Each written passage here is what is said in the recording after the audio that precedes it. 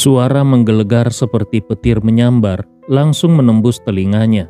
Telinga Fang Chengjin berdarah, seperti meledak dari dalam. Fang Chengjin berkata, Aku tidak tahu Tuan. Aku tidak bermaksud begitu. Semua ini atas perintah Sekte Ziwei. Aku hanyalah seorang tetua kecil dari Sekte Ziwei. Mohon Tuan tenangkan amarahnya. Sosok agung itu mengibaskan lengan bajunya dan mengepalkan 5 jarinya. Sekte Ziwei? Di mataku Sekte Ziwei bukan apa-apa. Bahkan kalaupun Ziwei Daoren, pendiri sektemu, berdiri di hadapanku, dia juga harus berlutut. Dan kau kenapa masih belum berlutut? Ucapan itu kembali mengguncang tubuh Fang Chengjin. Darah mengalir dari matanya dan dari hidungnya. Tekanan luar biasa itu benar-benar tidak terbantahkan. Fang Chengjin kembali memuntahkan darah. Namun kemudian dia seperti baru menyadari sesuatu. Ziwei Daoren, itu adalah pendiri besar Sekte Ziwei.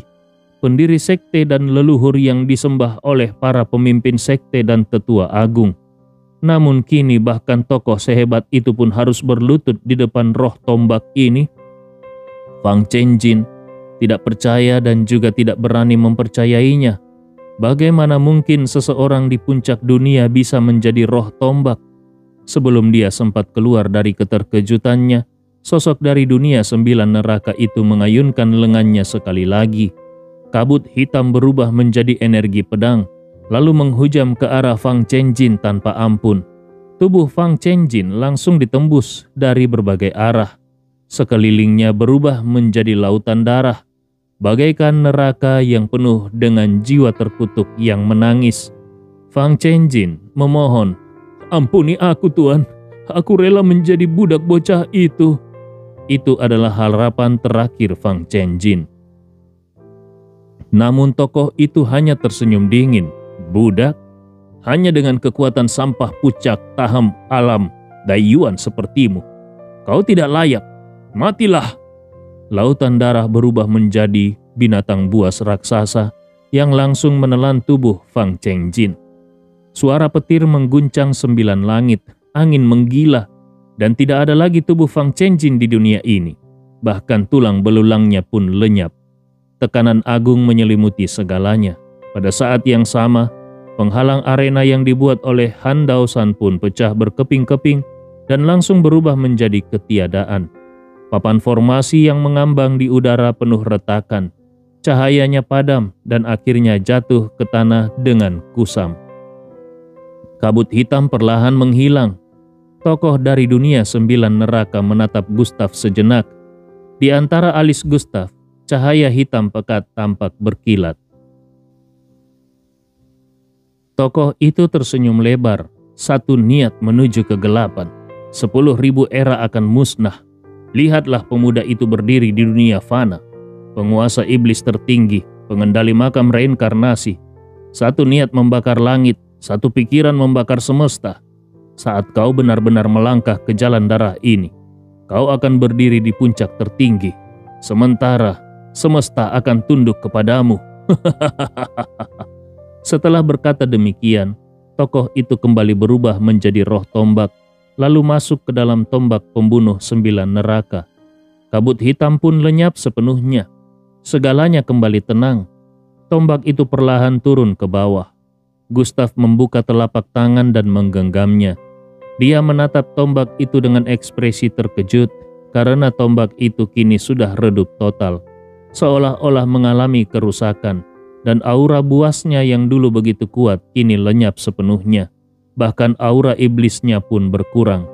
Gustaf berpikir di dalam hatinya, kenapa senjata tombak pembunuh 9 neraka ini justru turun tangan membantuku di saat yang paling krusial, bahkan rela mengorbankan dirinya sendiri. Gustaf tidak lagi berpikir terlalu banyak. Dia kembali menoleh ke arah Fang Chengjin. Tidak ada satu sosok pun di sana, hanya ada genangan darah di tanah. Saat itu juga seluruh suasana menjadi hening, sangat hening. Para ahli di tingkat alam kaisar dewa semuanya tampak ketakutan. Kabut hitam sudah menutupi segalanya. Mereka tidak tahu apa yang terjadi di dalam. Namun kini hanya satu orang yang masih hidup, Penatua Fang dari Sekte Ziwei sudah tewas, dan dia mati di tangan seorang pemuda dari tingkat alam Raja Suci. Ini sungguh tidak masuk di akal. Napas Mo Wei Hai terengah-engah. Matanya menatap pemuda dengan tubuh tegak dan aura sombong itu. Dia bergumam di dalam hatinya, anak itu berhasil membunuh penatua tingkat puncak alam Daiyuan. Seberapa besar perbedaan tingkat kultivasinya? Bahkan di Gunung Kunlun pun tidak ada eksistensi semengerikan ini. Kepalan tangan Mo Rufeng pun mengepal erat. Ini adalah pertama kalinya dia merasa gelar jenius tak tertandingi miliknya benar-benar terancam. Dia selalu meremehkan Gustav dari lubuk hatinya. Namun kini pandangannya sudah berubah.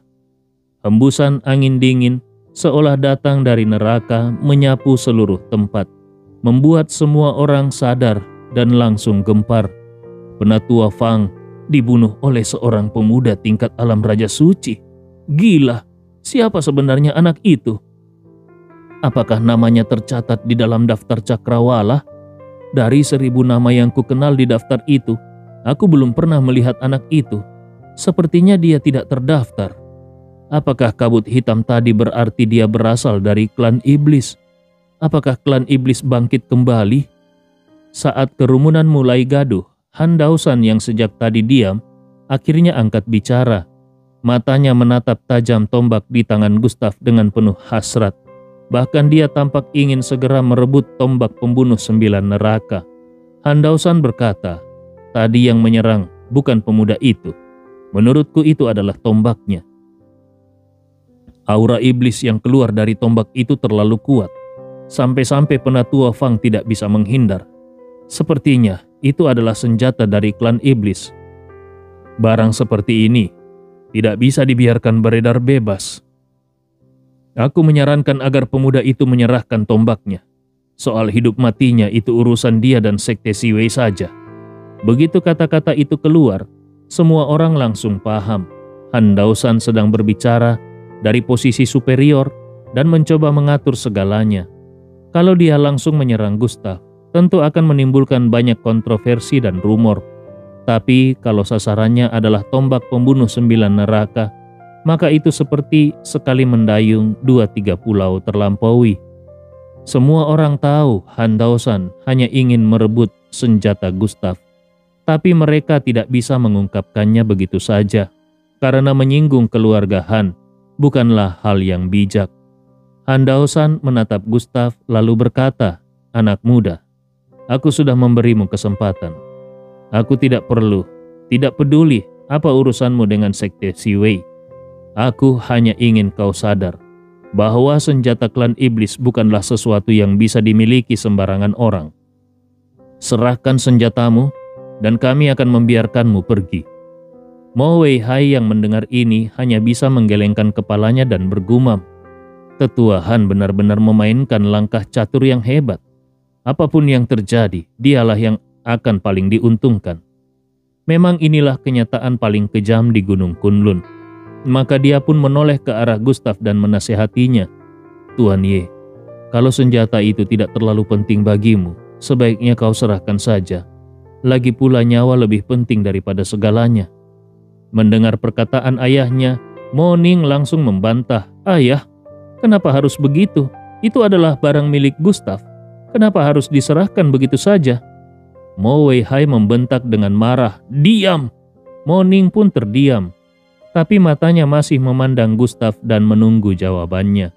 Semua orang juga menatap Gustav. Namun Gustav justru tampak berpikir sejenak. Dia bisa merasakan dengan jelas kelemahan dari tombak pembunuh 9 neraka, serta kehangatan dari senjata itu yang seolah ingin tetap berada di tangannya, seakan tidak rela dilepaskan. Menyerahkan senjata miliknya? Tentu saja tidak. Kalau bahkan senjata di tangan sendiri saja tidak bisa dijaga, untuk apa lagi dia berlatih kultivasi? Dengan satu gerakan ringan, Gustav melempar senjata itu dan tombak pembunuh 9 neraka langsung menghilang. Lalu pandangannya beralih kepada Han Daosan. Sambil menyeringai dingin dia berkata, aku tidak akan menyerahkannya, lalu kenapa? Kalau kau bisa, gigit saja aku. Han Daosan sama sekali tidak menyangka kalau Gustav akan bertingkah seceroboh itu, bahkan tidak tahu hidup atau mati. Dia pun mengancam dengan suara dingin, "Mau menyerahkan atau tidak itu terserahmu. Tapi kau menyembunyikan senjata klan iblis, bahkan mungkin sisa keturunan klan iblis sendiri. Semua orang pasti ingin membasmimu. Jadi kalau aku membunuhmu, kurasa tidak ada satu orang pun yang akan keberatan. Mengerti? Aku tanya untuk terakhir kalinya, serahkan atau tidak?" Gustav menjawab tanpa sedikit pun keraguan, "Kalau Han Yun yang ada di belakangmu mau keluar, mungkin aku akan mempertimbangkan, tapi kau? Tidak mungkin." Han Daosan berkata, "Kau berani mati rupanya. Kau kira dengan membunuh satu orang yang bahkan belum menginjakkan kaki di ranah alam Kaisar Dewa, kau sudah seperti dewa? Hari ini akan kubuat kau merasakan apa itu ketakutan sejati." Han Daosan tiba-tiba bergerak. Awalnya dia memang tidak berniat turun tangan, tapi sikap bocah ini benar-benar membuatnya marah besar. Maka dia tidak bisa disalahkan lagi. Seluruh dunia seolah membeku. Cahaya putih muncul di sekeliling Han Daosan, membentuk bola cahaya yang menyebar luas, seolah mampu merobek segala sesuatu. Tentu saja Gustav bisa merasakan ancaman itu. Bahkan tubuhnya sudah benar-benar terkunci. Perasaan ini sangat menyiksa. Dia berniat memanggil kembali tombak pembunuh 9 neraka, namun dia menyadari kalau senjata itu benar-benar sudah kehilangan kesadarannya. Pertarungannya melawan Fang Chengjin tadi sudah menghabiskan seluruh energi iblisnya. Meskipun kalau ingin mengandalkannya lagi sekarang, itu adalah hal yang mustahil. Dia pun ingin menggunakan jarum perak milik Lin Qingxuan, namun belum sempat mengeluarkannya, Han Daosan sudah muncul di depannya.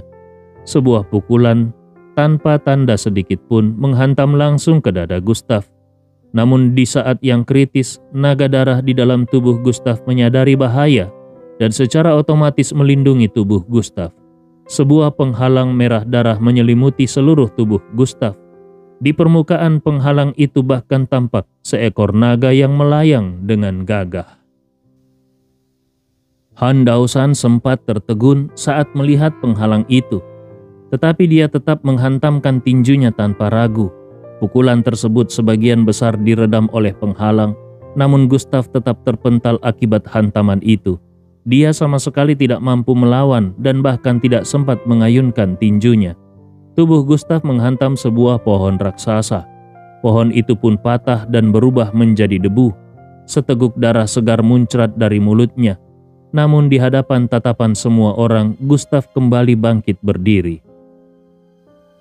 Han Daosan berkata, "Satu serangan sembarangan dariku ternyata belum sanggup membunuhmu. Sepertinya kau memang termasuk jenis kecoa yang sulit dibunuh. Tapi bagaimana dengan serangan ini? Kalau kau tidak menyerahkan senjatanya, kematianlah yang menantimu." Tangan kanan Han Daosan tiba-tiba menyala dengan api berwarna biru kehijauan. Api itu membungkus tangannya, tampak seperti meteor yang jatuh ke dunia fana.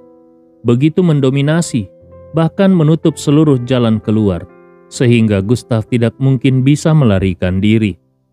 Saat semua orang mengira Gustav pasti akan mati, Gustav justru dengan tenang menghapus darah di sudut bibirnya, lalu berkata dengan dingin, "Keluarga Han, inikah yang kalian sebut otoritas? Awalnya aku masih tertarik pada Han Yun, tapi mulai hari ini kau Han Daosan adalah musuhku. Aku Gustav Ye tanpa ragu akan menyeretmu turun dari tahtamu dan menunjukkan kepadamu apa arti sebenarnya dari kata tidak terjamah." Gustav berteriak marah, lalu melemparkan jarum perak dari tangannya. Dewa pengobatan menyatu dengan Dao, satu jarum menembus jiwa, segala sesuatu dimusnahkan. Jarum itu segera bergerak sangat cepat. Sejak terakhir kali Lin Qingxuan menyempurnakan jarum itu sebelum menghilang, Gustav belum pernah menggunakannya lagi. Dia sendiri tidak tahu seberapa besar kekuatan jarum itu saat ini. Tapi musibah hari ini jelas tidak bisa dihindari, jadi dia hanya bisa menghadapinya secara langsung. Jarum perak itu seolah menembus ruang, bahkan membekukan waktu, Segala sesuatu di sekitar mulai melambat. Semakin lama semakin lambat. Tiba-tiba dari jarum itu memancar aura aneh. Aura tersebut tampak seolah bisa menelan segalanya. Bahkan berubah menjadi sebilah pedang. Dan saat jarum perak berubah menjadi pedang, senjata-senjata di pinggang para ahli di sekitar pun ikut bergetar. Bahkan Han Daosan pun menyadari ada sesuatu yang tidak beres dan bergumam, "Siapa sebenarnya bocah ini? Kenapa dia memiliki begitu banyak benda suci yang tidak sesuai dengan statusnya?" Tanpa sempat berpikir lebih jauh, dia segera mengeluarkan sebuah papan formasi dari tangannya. Papan itu dilempar begitu saja dan memancarkan cahaya keemasan, lalu membentuk gelombang dahsyat, bagaikan lautan luas yang menggulung menuju Gustaf. Orang-orang di sekitar mulai berbicara. "Tuan dari keluarga Han bahkan mengeluarkan benda itu. Apakah bocah itu benar-benar sesulit itu untuk dihadapi?" Semua orang di sekitar tidak sempat memperhatikan jarum perak, karena kecepatannya terlalu tinggi, ditambah sejak awal Han Daosan sudah menggunakan teknik untuk menyembunyikannya. Dia tidak ingin merusak reputasinya hanya karena mengalahkan seorang junior secara berlebihan. Yang lain ikut berkata, "Formasi itu begitu kuat. Sepertinya bocah itu benar-benar tidak akan selamat kali ini." Di tengah gumaman keraguan orang-orang, jarum perak menghantam papan formasi dengan keras. Awalnya Gustaf mengira papan formasi itu akan hancur dengan mudah. Namun tidak disangka, papan formasi Han Daosan tidak bergeming sedikit pun. Gustaf terkejut dan berpikir, apakah Lin Qingxuan memberiku benda palsu? Saat Gustaf masih kebingungan, Han Daosan tertawa dan berkata, "Bocah, kalau dugaanku benar, jarum perakmu berasal dari seorang ahli dewa pengobatan, bukan? Tahukah kau benda apa papan formasi ini? Ini adalah peninggalan perang zaman kuno dan juga milik dewa pengobatan. Bisa membuatku mengeluarkan papan ini, kau sudah layak mati. Dari aura yang terpancar darimu, kau jelas memiliki peluang besar di dalam hidupmu. Tapi hari ini semua keberuntungan itu akan menjadi milikku."